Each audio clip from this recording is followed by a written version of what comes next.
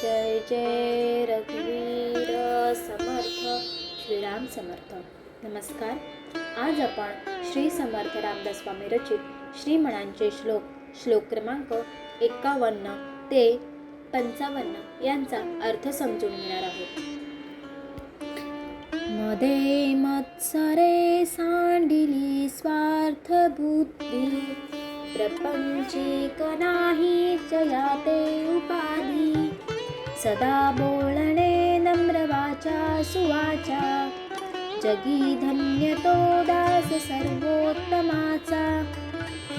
श्री समर्थ रामदास स्वामी म्हणतात, ज्यांनी अहंकार, मत्सर आणि स्वार्थबुद्धी सोडली आहे, जो संसारात राहूनही आसक्त नाही, जो नम्रपणे गोड आणि सत्यवाणी बोलतो, अशा मनुष्य या जगात धन्य आहे, कारण तो परमेश्वराचा श्रेष्ठ दास आहे.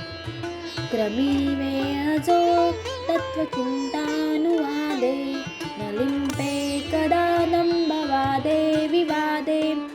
करी सुख संवाद जो उगमाचा, जगी धन्य तो दास सर्वोत्तमाचा.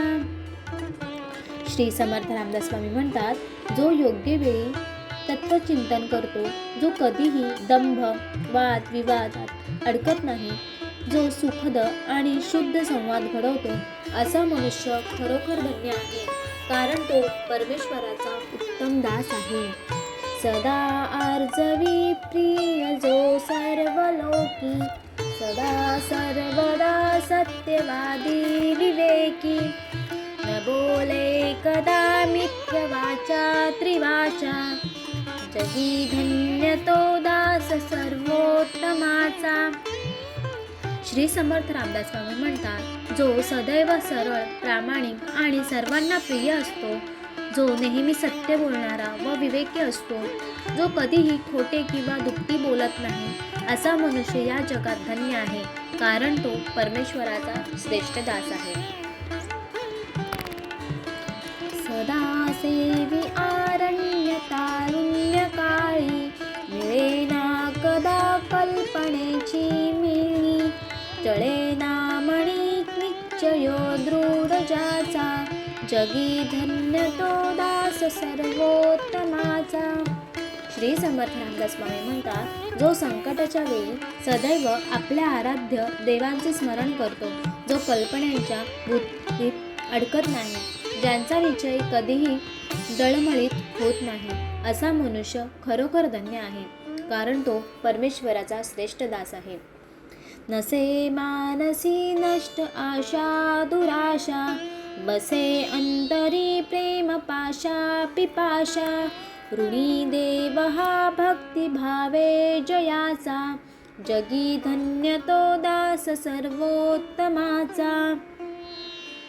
श्री समर्थ रामदास स्वामी म्हणतात, ज्यांच्या मनात खोटी आशा किंवा निराशा असते, त्यांच्या अंतःकरणात प्रेमाची ओढ आणि भक्तीची तहान असते.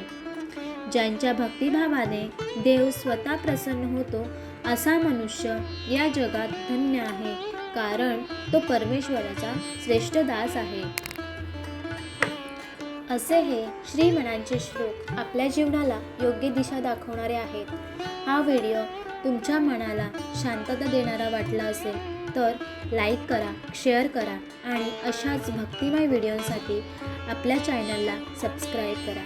जय जय रघुवीर समर्थ श्रीराम समर्थ.